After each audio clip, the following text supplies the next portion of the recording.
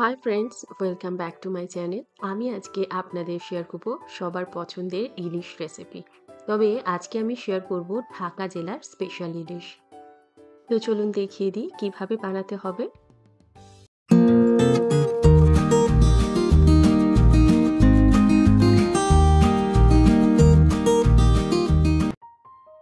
এখানে আমি ৮ পিস মতন ইলিশ মাছ ভালো করে ধুয়ে রেখেছি, জল ঝরিয়ে রেখেছি। মাছটাকে ম্যারিনেট করে রাখবো প্রথমে। এর মধ্যে হলুদের গুঁড়ো, নুন আর সামান্য একটু লঙ্কার গুঁড়ো দিয়ে ইলিশ মাছটাকে খুব ভালো করে মেখে রাখতে হবে। এবারে মাছটাকে ভালো করে মেখে একটু সময় রেখে দিতে হবে। তো এই মাছটাকে ভালো করে একটু ভাজবো। অনেকে কাঁচা মাছও ইউজ করে। আপনারা চাইলে এই রান্নায় কাঁচা ইলিশও ইউজ করতে পারেন। তবে আমি এই মাছগুলোকে আজকে একদম হালকা করে ভেজে রাখবো। জাস্ট এপিঠ ওপিঠ করে ভাজবো। তো মাছটা মাখা হয়ে গেছে। এবারে আমি কড়াইতে বেশ খানিকটা সর্ষের তেল গরম করে নেব। তো এই রান্নাটা সর্ষের তেলেই খুব ভালো হয়।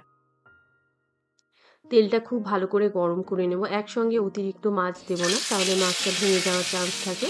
তো তেলটা ভালো করে গরম হতেই আমি এই মাছগুলো এর মধ্যে দিয়ে দেব। তো একটা সাইড একদম হালকা যখন হবে তখনই মাছটাকে উল্টে দিতে হবে। কেননা এই রেসিপির ক্ষেত্রে আমি মাছটাকে কড়া করে ভাজবো না। তো এরকম হালকা করে মাছগুলোকে ভেজে তুলে রাখবো।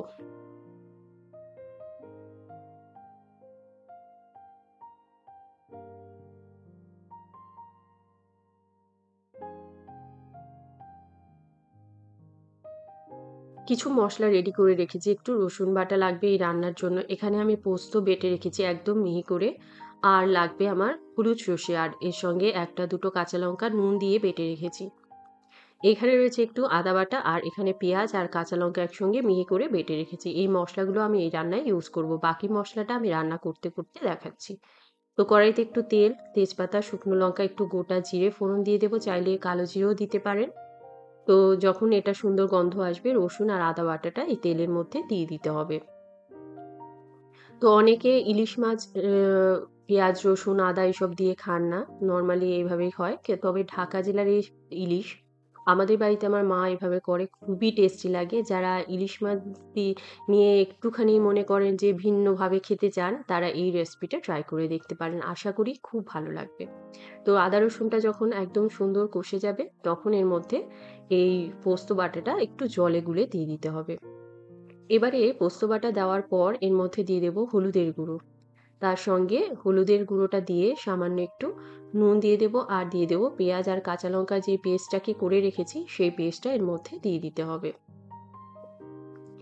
এর মধ্যে পেঁয়াজ যেন খুব বেশি দেবেন না। একটা মিডিয়াম কি ছোট সাইজের পেঁয়াজ, আমি যেহেতু ৮ পিস মতো মাছ করছি, একটা মিডিয়াম পেঁয়াজ দিয়েছি। আপনারা যদি একদম কম পরিমাণ করেন আরেকটু কমিয়ে দেবেন।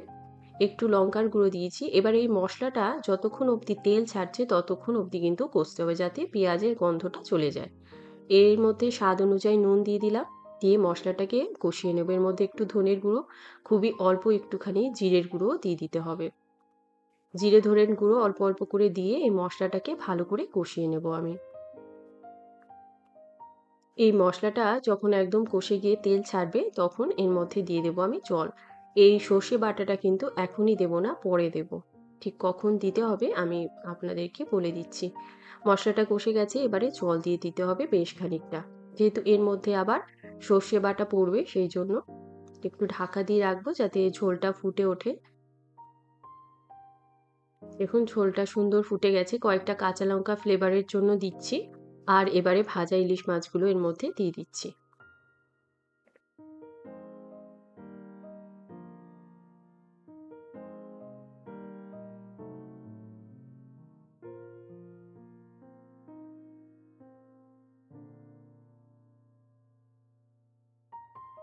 এবারে এর মধ্যে আমি সর্ষে বাটাটা দিয়ে দিচ্ছি। দিয়ে ভালো করে মিশিয়ে আমি ঢাকা দিয়ে দেব।